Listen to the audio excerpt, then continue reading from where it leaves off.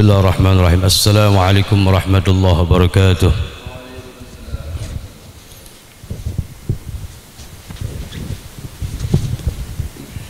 Kita baca doa bersama-sama. Bismillahirrahmanirrahim. Allahumma salli wa sallim ala sayyidina Muhammadin salatan tukhrijuna min dhulumatil wahmi wa tukrimuna بنور الفهم وضوده لنا ما أشكل حتى يفهم إنك أنت تعلم ولا أعلم إنك أنت علام الغيوب اللهم إنا نسألك فهم النبيين وحفظ المرسلين وإلهام الملائكة المقربين اللهم أغننا بالعلم وزينا بالحلم وأكرمنا بالتقوى وجملنا بالعافية يا أرحم الراحمين وصلى الله على سيدنا محمد وعلى آله وصحبه وسلم بسم الله الرحمن الرحيم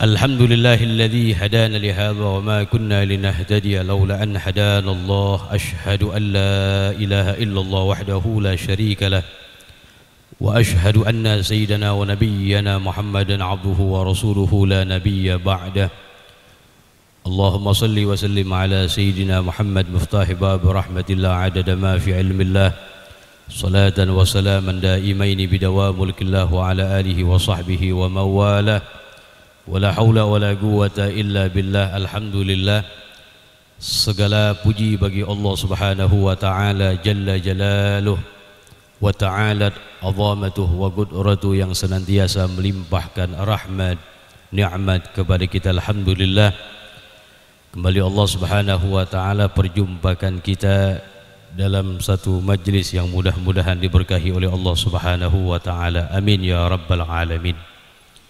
Pada hari ini kita akan membahas mengkaji tentang Kitabuz Zakah. Sebagaimana yang telah kita ketahui bahwasanya zakat itu adalah salah satu rukun Islam yang hukumnya adalah wajibatun bil ijma', wajib bil ijma' dengan kesepakatan para ulama, bahkan termasuk daripada bangunan Islam yang 5 sebagaimana yang disabdakan oleh baginda Nabi Muhammad sallallahu alaihi wasallam, bunyal islamu ala khamsin, salah satunya adalah itaiz zakah, menunaikan zakat. Dan zakat itu secara syar'an adalah ikhraju malin makhsusin ala wajhin makhsusin biniyatin makhsusah yusrafu li ta'ifatin makhsusah. Zakat itu adalah ikhraju malin makhsus, mengeluarkan harta yang khusus. Tidak semua harta wajib atasnya zakat.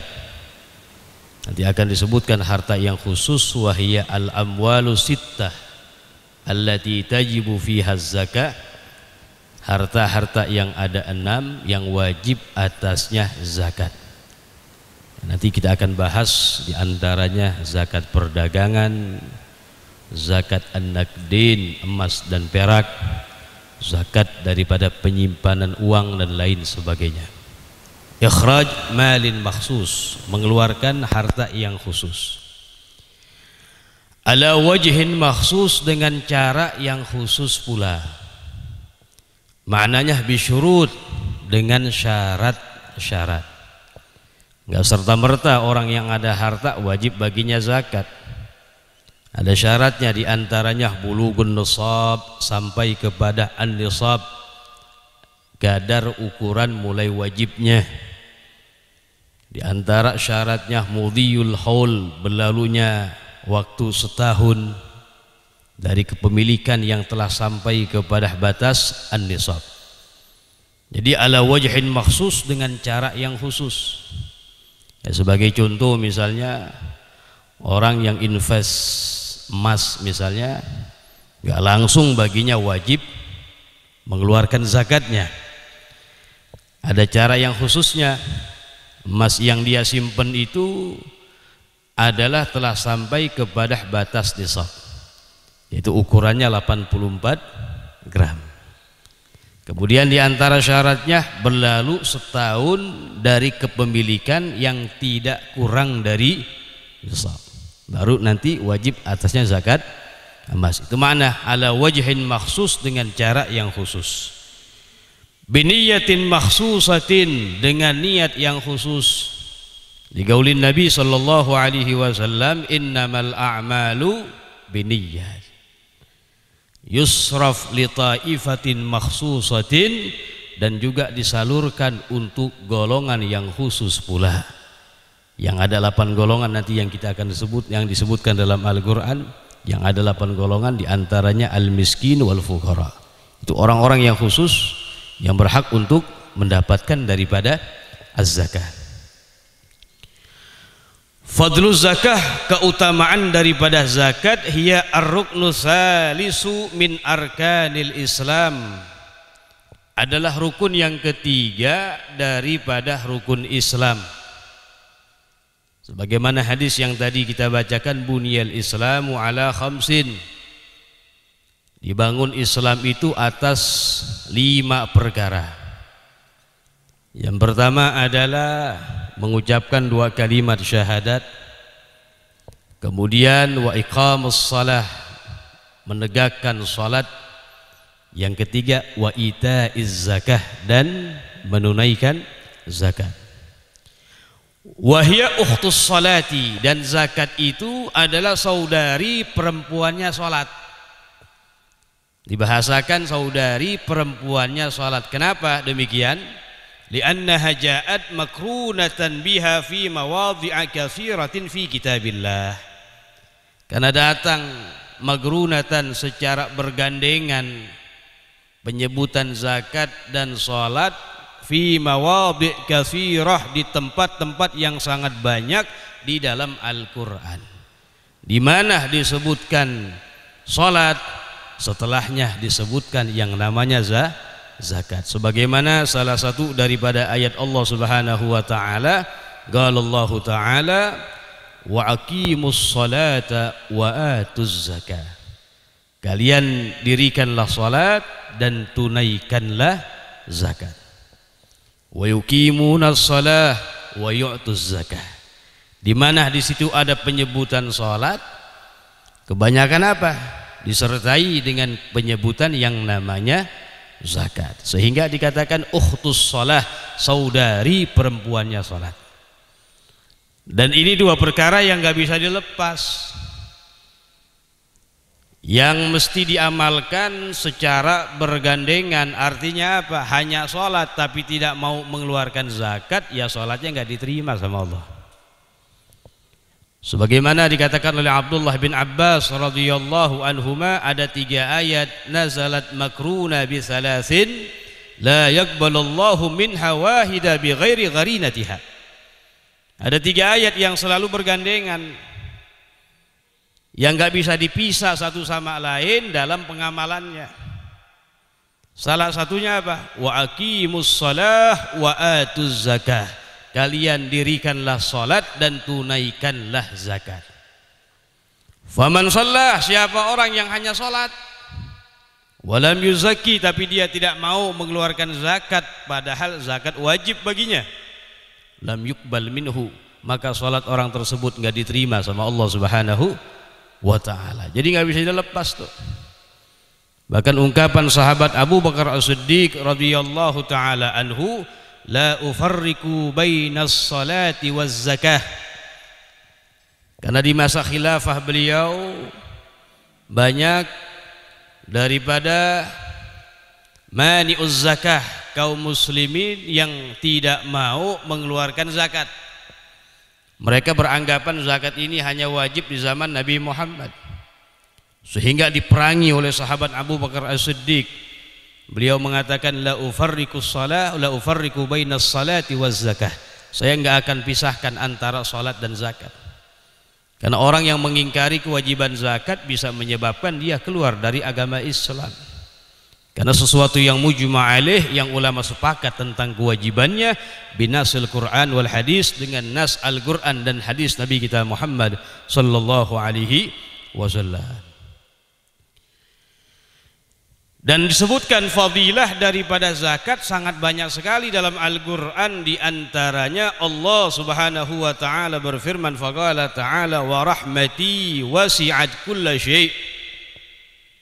Wa rahmati, dan rahmatku, kata Allah, wasi'at kulla syai', meliputi segala sesuatu, memenuhi segala sesuatu. Fasa'aktubuha, dan akan aku tulis, kata Allah subhanahu wa ta'ala, rahmatku lilladzina yattaqun, yang pertama untuk orang-orang yang bertakwa kepada Allah, wa yu'tunaz zakah, dan untuk orang-orang yang menunaikan zakat. Wa rahmati wasi'at kulla syai' fasa'aktubuha lilladzina yattaquna wa yu'tunaz zakah walladzina hum biayatina yu'minun, dan orang-orang yang beriman kepada ayat-ayat kami. Ini rahmat Allah sangat luas, dan kita semuanya berharap akan rahmat Allah subhanahu wa ta'ala, melebihi kita mengandalkan amal kita. Amal kita gimana sih? Salat kita khusyuk emang? Mungkin kita salat hanya sekedar menggugurkan kewajiban, tapi tetap kita berharap yang lebih tinggi, rahmatullah, akan kasih sayang Allah, rahmat Allah subhanahu wa ta'ala. Sehingga ada doanya seorang atau daripada kaum salihin yang mengatakan, Allahumma maghfiratuka awsa'u min dhunubina wa rahmatuka arja indana min a'malina. Allahumma maghfiratuka awsa' min dhunubina, ya Allah, rahmatmu itu lebih besar. Allahumma maghfiratuka awsa' min dhunubina, ya Allah, pengampunanmu itu lebih besar daripada dosa kami. Dimanai apa? Pengampunan Allah lebih besar daripada dosa kita, sebesar apapun dosa manusia. Ketahuilah, pengampunan Allah lebih besar daripada kita punya dosa. Jadi jangan sekali-kali kita putus asa daripada pengampunan Allah, dari rahmat Allah, nggak boleh. La taqnatu min rahmatillah, janganlah kalian putus asa dari rahmat Allah subhanahu wa ta'ala. Bahkan ulama mengatakan, orang yang beranggapan karena dosanya mungkin dia anggap udah besar, ya nggak mungkinlah Allah ngampuni dosa saya. Yang beranggapan demikian, dikatakan bahwasanya ini orang telah mengecilkan akan kebesaran Allah subhanahu wa ta'ala. Pengampunan Allah lebih besar daripada dosa kita. Artinya apa? Tetap berharap kepada ampunan Allah subhanahu wa ta'ala. Wa rahmatuka, dan rahmatmu ya Allah, arja indana min a'malina, lebih kami harapkan daripada amal kami. Rahmat Allah lebih kita harapkan daripada amal kita. Ya bisa kita mengandalkan dengan amal kita. Amal kita semana. Bahkan disebutkan dalam satu riwayat ketika Rasulullah menceritakan, ada seorang min Bani Israel abadallah, beribadah kepada Allah lebih dari 400 tahun. Ibadah luar biasa, yujahid fi sabilillah, berjuang di jalan Allah. Pahala yang begitu besar yang dia bawa ke hadapan Allah subhanahu wa ta'ala. Ketika dihadapkan oleh Allah, ditimbang amal solehnya, tentu amal ibadahnya lebih banyak daripada dosanya. 400 tahun ibadah kepada Allah. Maka Allah berfirman kepada malaikatnya, wahai malaikatku, masukkan ini orang ke dalam surgaku. Ini orang yang amalnya begitu banyak protes dengan mengatakan, ya Allah, masukkan aku ke dalam surgamu sebab amalku yang begitu banyak, bukan sebab rahmatmu. Merasa amalnya hebat.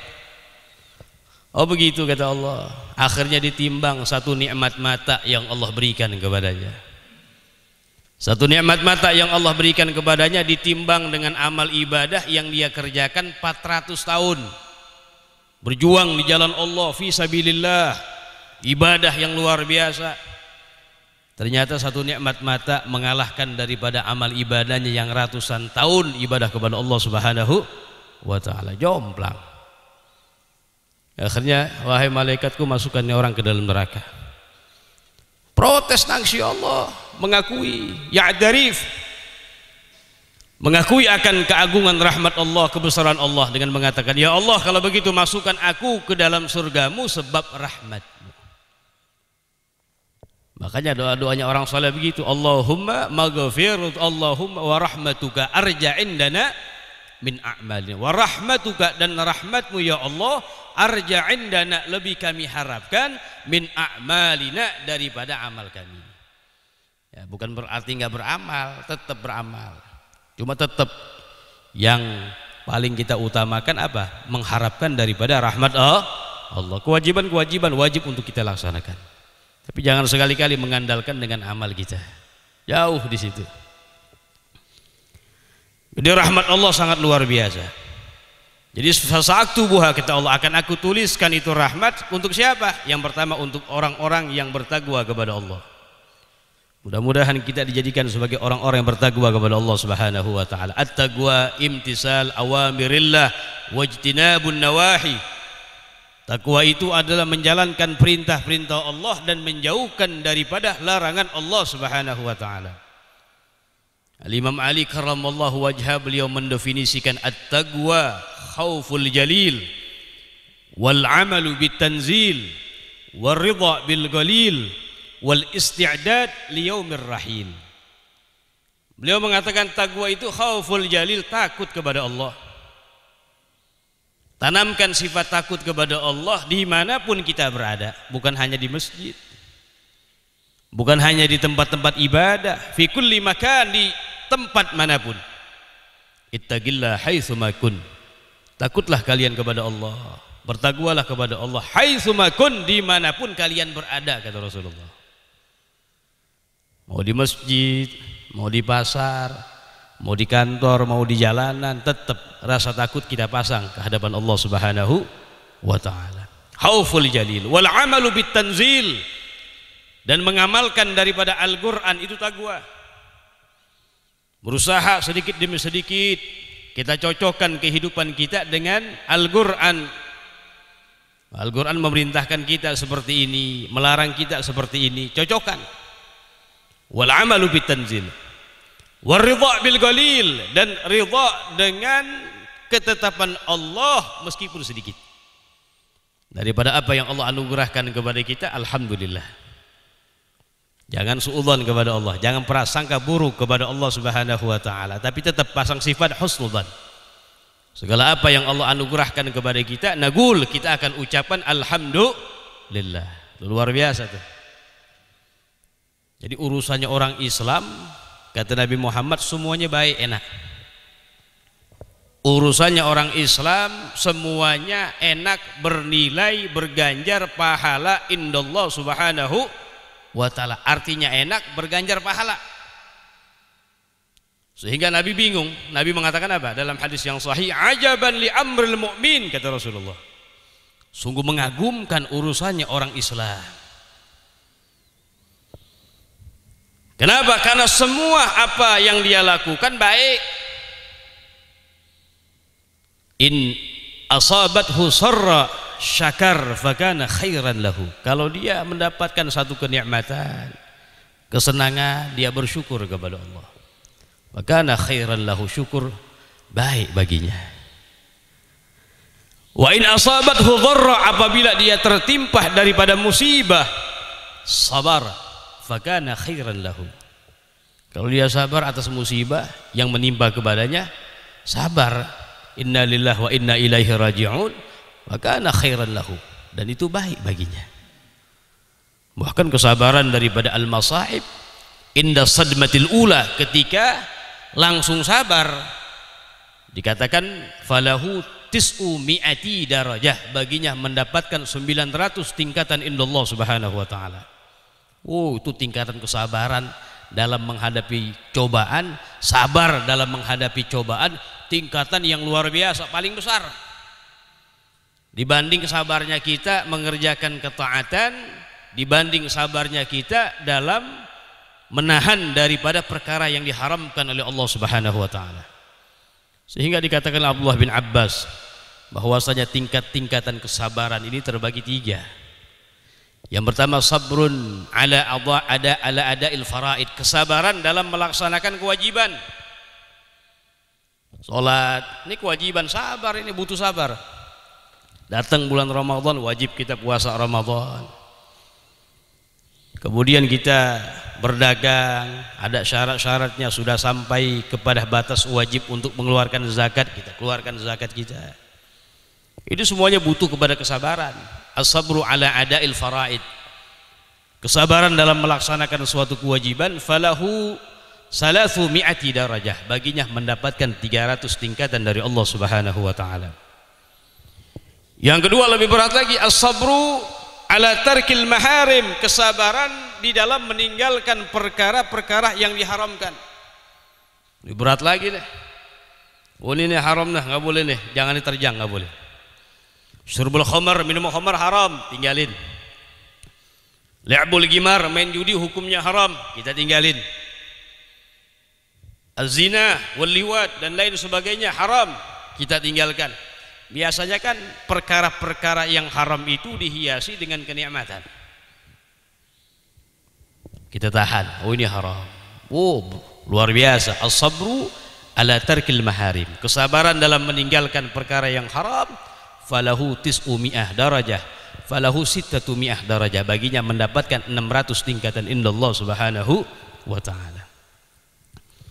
Ada lagi tingkatan sabar yang luar biasa, as-sabru 'alal masaib, 'alal musibah inda sadmatil ula, kesabaran dalam menghadapi musibah, langsung sabar, langsung kena, langsung sabar. Inna lillahi wa inna ilaihi raji'un. Udah berat luar biasa, siapapun berat luar biasa. Pahalanya lebih besar.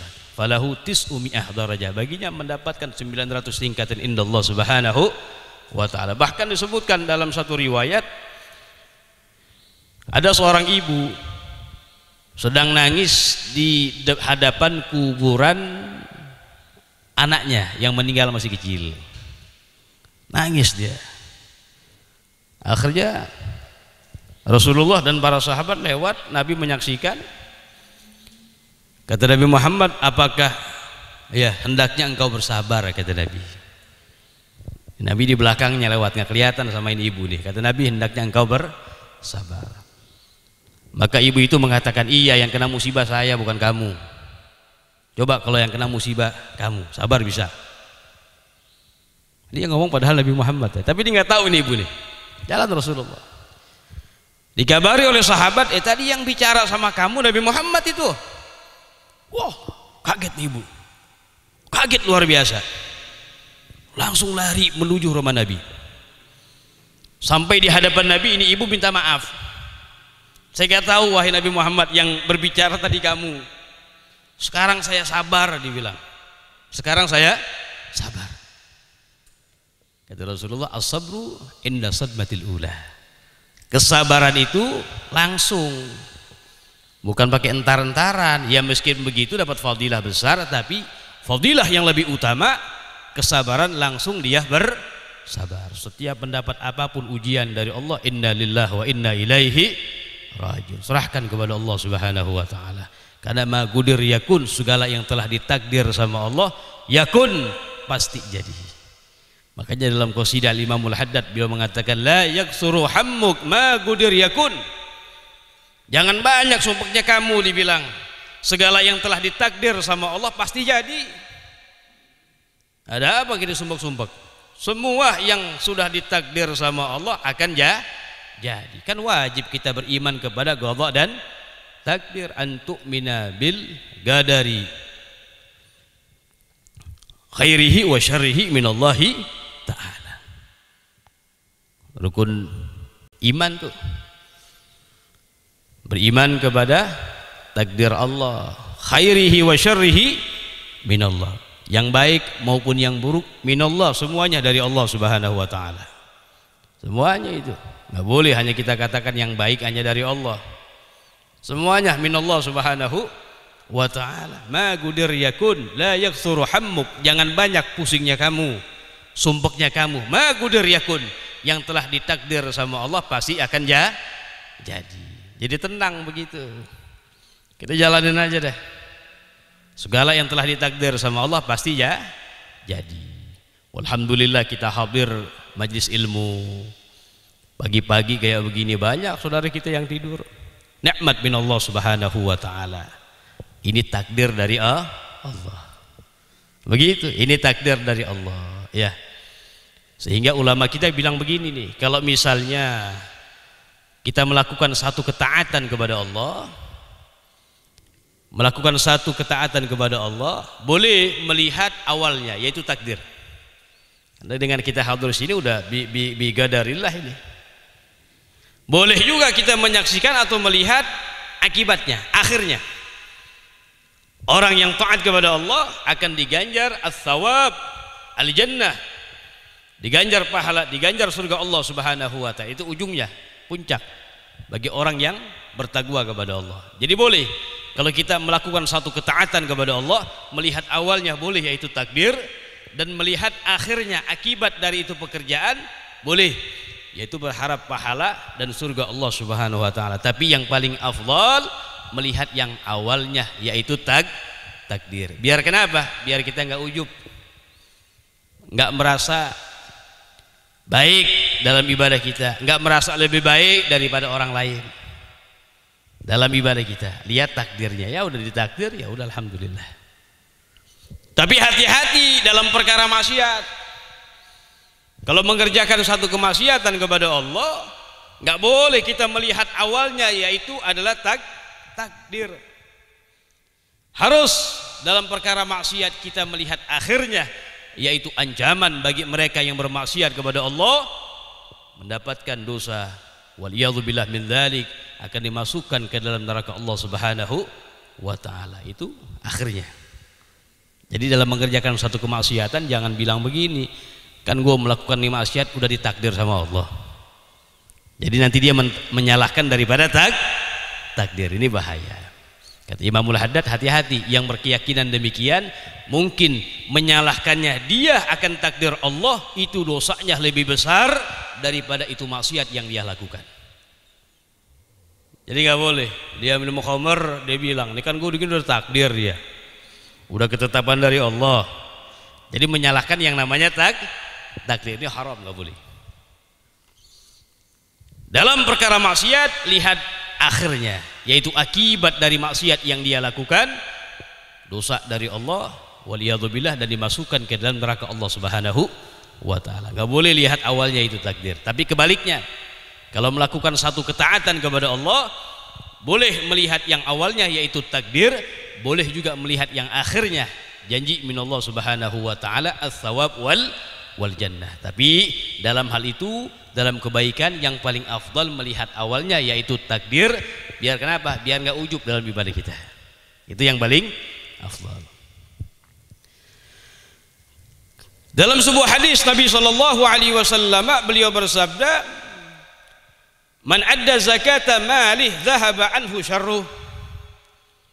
Siapa orang yang menunaikan zakat hartanya, dhahaba anhu syarruh, maka akan hilang darinya syarruh, kejelekan itu harta. Hartanya dizakatin sama dia, orang yang wajib zakat. Ini beda ya, zakat dengan sedekah beda. Dengan sedekatut tatawwu beda. Kalau zakat hukumnya wajibah, ada hakul fuqara di situ. Jadi siapa orang yang menunaikan zakatnya, dhahaba anhu syarru malih, akan pergi, akan hilang darinya keburukan hartanya. Karena zakat itu awsakhun nas. Makanya Rasulullah nggak menerima zakat. La tahillu li Muhammadin wala li ali Muhammad. Li'annaha awsakhun nas. Nggak halal untuk Nabi dan keluarga Nabi. Kenapa? Karena zakat ini kotoran di situ. Kotoran harta artinya. Jadi orang yang mengeluarkan zakatnya ini, ya mengeluarkan daripada kotoran sial daripada hartanya. Artinya apa? Kalau dia nggak mengeluarkan bahaya, bisa merongrong, bisa merusak, menghancurkan dia punya harta. Sebagaimana disabdakan dalam hadis yang setelahnya, Nabi bersabda, "Ma halaka malun fi barrin aw bahrin illa biman'iz zakah." Tidaklah binasa hancur harta baik di daratan maupun di lautan illa kecuali sebabnya biman'iz zakah, tidak mengeluarkan zakat. Jadi sial, jadi binasa, nggak berkah hartanya. Hartanya nggak berkah gimana? Naudzubillah, dipakai buat maksiat kepada Allah. Harta yang nggak berkah gimana? Anaknya nanti menggunakannya untuk maksiat kepada Allah. Begitu. Kita kepengen keberkahan min Allah Subhanahu wa taala. Sanatu fardiyatiha, tahun difardukannya zakat, furidat fi sanati tsaniyati minal hijrah, difardukan di tahun yang kedua dari hijrah Nabi Muhammad, fi syahri Sya'ban, di bulan Sya'ban. Jadi setelah 2 tahun berada di kota Madinah, turun kewajiban yang namanya zakat. Aqsamuz zakah, macam-macam daripada zakat. Gismani, ada 2 macam. Zakatu malin, yang pertama zakat harta, zakat mal namanya. Yang kedua wa zakatu badan, zakat badan yang dinamakan dengan zakatul fitrah. Zakat fitri, zakat fitrah yang biasa kita keluarkan di akhir-akhir bulan Ramadan. Jadi zakat terbagi 2, ada zakat harta, ada zakat fitrah. Yang pertama zakatul mal, zakat harta. Wahya al-amwalu sittah, adalah harta-harta yang 6. Allati tajibu fiha zakah, yang wajib di dalamnya zakat. Yang pertama an-na'am, zakat binatang ternak. An-na'am 3 aja, kambing, sapi, dan onta. Kambing, sapi, dan onta. Ini 3 hewan namanya an-na'am, min bahimatil an'am. Disebutkan dalam Al-Quran min bahimatil an'am. Ini an-na'am ini jamak daripada nikmat. Sumiyat bidzalik, ulama mengatakan ini hewan yang 3 dinamakan dengan nikmat-nikmat an-na'am likasrati ni'amila fiha, karena banyaknya nikmat Allah yang Allah letakkan kepada hewan yang 3 ini. Tanpa kita sadari itu. Ini hewan yang 3 luar biasa. Allah besar sekali meletakkan nikmat luar biasa kepada ini hewan yang 3. Makanya disebutkan min bahimatil an'am, hewan yang 3 sumya bin na'am. An-na'am jamak daripada nikmat. Dinamakan an-na'am likasrati ni'amila fiha, karena banyaknya nikmat Allah yang Allah letakkan di dalamnya. Coba kita koreksi sedikit. Kita renungkan sedikit. Kambing misalnya. Di kambing setiap hari dipotong berapa ribu tuh? Ya di Jabodetabek lah. Setiap hari berapa ribu dipotong kambing? Coba di pasar-pasar, di restoran. Kalau kambing lahirnya berapa sih? Yang biasa marah kambing siapa sih? Ada? Paling 2. Kambing lahirin 4 jarang, apalagi 5, masuk muri bisa. 2 banter kambing. Kebanyakan begitu. 3 juga jarang, betul. 2. Lahirnya setahun berapa kali tuh? Setahun sekali paling cepat. Paling cepat. Jarang. Setahun sekali paling cepat. Subur berarti tuh. Lahirnya cuma 2. Yang mana kambing di kasat mata kita jarang. Ada di daerah-daerah terpencil, dan biaranya berapa aja, 20, 30, ada yang miara 5.000, jarang. Tiap hari dipotong ribuan. Kalau ayam banyak disaksikan, betul. Ini kambing, belum Idul Adha, berapa puluh ribu dipotong tuh, dipotongin banyak, luar biasa, nggak habis-habis. Karena banyaknya nikmat Allah yang Allah letakkan kepada itu hewan. Jadi luar biasa. Coba kalau manusia dipotongin tiap hari 1.000, besok kampung sebelah 1.000, habis ya deh, sebulan habis ya insya Allah. Ini kambing luar biasa. Makanya sumiyat bin na'am, ini hewan yang tiga, onta, sapi dan kambing, dinamakan dengan an-na'am, min bahimatil an'am. Kenapa dinamakan na'am? Karena banyaknya nikmat Allah yang Allah letakkan kepada itu hewan. Ya bari dipotong. Subhanallah. Jadi sangat luar biasa. Ini yang pertama, zakat an-na'am. Di sini kita nggak ada yang miara. Yang kedua, an-nagdan, zakat emas dan perak. Zakat emas dan perak. Wa urudut tijarah, yang ketiga zakat perdagangan. Yang keempat, wal mu'asyarat, zakat daripada tumbuh-tumbuhan dan buah-buahan. Tumbuh-tumbuhan yang dijadikan sebagai makanan pokok, biji-bijian kayak beras, gandum, dan buah-buahan, yaitu buah kurma dan buah anggur saja. Selain daripada buah yang dua itu nggak wajib. Itu misalnya punya pohon duren banyak, berhektar-hektar misalnya, ada zakatnya duren? Nggak ada. Yang ada zakatnya buah-buahan, kurma dan anggur saja. Jadi itu punya duren hektaran nggak ada zakatnya, kecuali kalau diperdagangkan. Kalau diperdagangkan berubah menjadi zakat perdagangan. Tapi ainnya itu puhunan nggak ada zakat. Ainnya itu buah nggak ada zakatnya. Kemudian yang kelima, warikaz, barang temuan, harta karun bahasa kita. Min dafinil jahiliyah, dari pendeman orang-orang jahiliyah sebelum Islam. Lagi gali-gali sumur, ya, ada mahkota kerajaan. Dicek-cek ternyata ini kerajaan sebelum masuknya Islam. Zaman jahiliyah berarti itu. Ya, min dafinil jahiliyah. Ini namanya arikas. Kalau bahasa kitanya terkenal harta karun, betul? Harta karun. Kenapa? Ya ini kiasan aja, karena karun hartanya apa? Dipendem sama Allah Subhanahu wa taala, dimasukkan, disebutkan binasil Quran dengan nas Al-Quran. Jadi sampai diistilahkan kalau nemu barang di sini di bawah tanah namanya harta karun. Jauh banget tuh. Kemudian yang terakhir adalah wal ma'din, zakat pertambangan.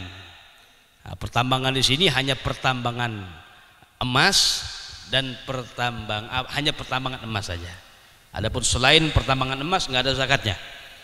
Ada orang pertambangan berlian, nggak ada zakatnya, kecuali kalau berliannya nanti diperjualbelikan, maka jatuhnya kepada zakat perdagangan. Atau pertambangan bitrul, minyak. Ini kan penghasilannya luar biasa, ainnya nggak ada zakatnya. Cuma kalau diperjualbelikan menjadi zakat perdagangan. Nah, ya. Kalau yang wajib zakat yaitu ya pertambangan daripada emas dan perak saja. Sedikit kita akan berbicara zakat an-nagdan, zakat emas dan perak. Ini zakat emas dan perak masuk ke dalamnya zakat penyimpanan uang. Zakat penyimpanan uang. Zakat emas dan perak itu diwajibkan bagi seorang mengeluarkan zakatnya apabila memenuhi syarat. Enggak serta-merta orang yang punya emas ada zakatnya, enggak. Ada syaratnya. Yang pertama syaratnya itu emas dan peraknya itu adalah yang tidak digunakan sama dia. Ketika membelinya enggak niat untuk dipakai, dan dipakai oleh orang yang diperbolehkan untuk memakai emas dan perak, perempuan. Artinya apa? Niatnya itu hanya untuk disimpan. Kayak bahasa kitanya invest begitu. Ini syarat yang pertama. Itu beli emas, buat apa? Invest saja. Adapun emas yang untuk dipakai, bini kita beli emas buat dipakai. Kalung misalnya, gelang, tapi niatnya beli buat dipakai. Selagi tidak israf maka tidak ada zakatnya. Jadi yang ada zakatnya apa? Yang niat untuk disimpan, bahasa kita invest. Contoh misalnya dia beli emas batangan zaman sekarang tuh antam 100 gram disimpan sama dia. Ini yang pertama. Yang kedua syaratnya itu adalah bulughun nisab, sampai kepada nisab. Apa itu nisab? Nisab al-ghadrul wajib, ukuran wajib. Gadar mulai ukuran wajib. Dalam emas nisabnya berapa? 84 gram. 84 gram. Jadi kalau misalnya emas kita itu 100 gram tadi contohnya, berarti sudah sampai nisab namanya tuh. Karena nisab aja mulai kadar wajibnya itu 84 gram. Yang dia simpan berapa? 100 gram misalnya. Berarti syarat yang kedua terpenuhi. Yang ketiga syaratnya mudhiyul haul, berlalunya 1 tahun dari kepemilikan yang tidak kurang dari nisab. Contohnya begini, ada fulan bin fulan beli emas, ya yang zaman sekarang emas batangan lah, emas antam contohnya. Nah, dikit lagi ya kita baca. Dia beli tanggal 1 Muharram 100 gram. Lihat tuh, syarat pertama contohnya buat invest, masuk, bukan buat dipakai. Masuk emas antam mau dipakai mente. Nah, ini enggak. Yang kedua adalah sampai kepada nisab, sampai, karena nisabnya 84 gram, dia beli berapa? 100. Yang ketiga mudhiyul haul, berlalunya 1 tahun. Tanggal 1 Muharram yang akan datang sudah setahun, ini barang emasnya nggak kurang segitu, tetap diniat disimpan, invest, kemudian nggak kurang dari nisab yaitu 84 gram dan sudah berlalu 1 tahun. Berarti orang tersebut orang yang wajib mengeluarkan zakat emasnya. Berapa yang dikeluarkan? Sedikit, cuma 2,5% saja. Caranya gimana? Pas tanggal 1 Muharram dia wajib zakat, lihat harga emas hari ini berapa, masih dia tuh. Contohnya misalnya 1 gramnya 1 juta, berarti kalau 100 gram berapa? 100 juta, dikeluarkan 2,5% dari 100 juta berapa? 2.500.000. Jadi zakatnya dia dari emasnya itu 2.500.000. Bukan emasnya dipotek, bukan ya. Jadi dipotek boleh dikasih orang, jangan. 2.500.000. Ini contoh kalau miliknya dia 100 gram, begitu. Jadi kalau 3 syarat terpenuhi, wajib baginya zakat. Salah satu dari yang 3 enggak terpenuhi, enggak wajib. Ya belum berlalu setahun, enggak wajib. Wah, seminggu lagi emas saya udah setahun nih, gue jual aja dah. Seminggu lagi gue jual aja dah, akhirnya dijual sama dia. Maka dengan dijual udah nggak sampai 100, nggak sampai nisab, ya dia termasuk orang yang tidak wajib zakat. Cuma di sini kalau hila apa? Akal-akalan biar terhindar dari wajibnya zakat, ini haram hukumnya. Hukumnya adalah haram. Meskipun syariat hukum zahirnya mengatakan memang dia orang yang nggak wajib zakat karena syaratnya nggak terpenuhi. Tapi Allah Maha Muttali', Maha mengetahui niatnya seorang. Kalau dia niatnya pengen keluar lari daripada kewajiban zakat, maka termasuk orang yang berbuat kemaksiatan kepada Allah Subhanahu wa ta'ala. Mudah-mudahan Allah anugerahkan kepada kita al-istiqamah ala ta'atillah wa rasulih, dalam taat kepada Allah dan Rasulnya, amin ya rabbal alamin. Sebelumnya ada pertanyaan? Ya? Wa sallallahu ala sayyidina Muhammad nabil ummi wa ala alihi wa sahbihi wa sallam. Alhamdulillah rabbil alamin. Ya rabbana a'tarafna bi annana kitarafna wa annana asrafna ala ladha ashrafna fatub alaina tawbah تغسيل كل حوبة واستر لنا العورات وآمن روعاتي واغفر لوالدينا ربي ومولودينا والأهل والإخوان وسائر الخلان وكل ذي محبة وجيرتنا وصحبة والمسلمين أجمع آمين يا ربي. أسمى فضلا وجودا منا لا باكتساب منا بالمصطفى الرسول نحظى بكل سول صلى وسلم ربي عليه عد الحب وآله وصحبه عدد طاصي صحبي والحمد لله في البدء والتناهي. وصلى الله على سيدنا محمد نبي الأمي وعلى آله وصحبه وسلم. والعفو منكم والسلام عليكم ورحمة الله وبركاته.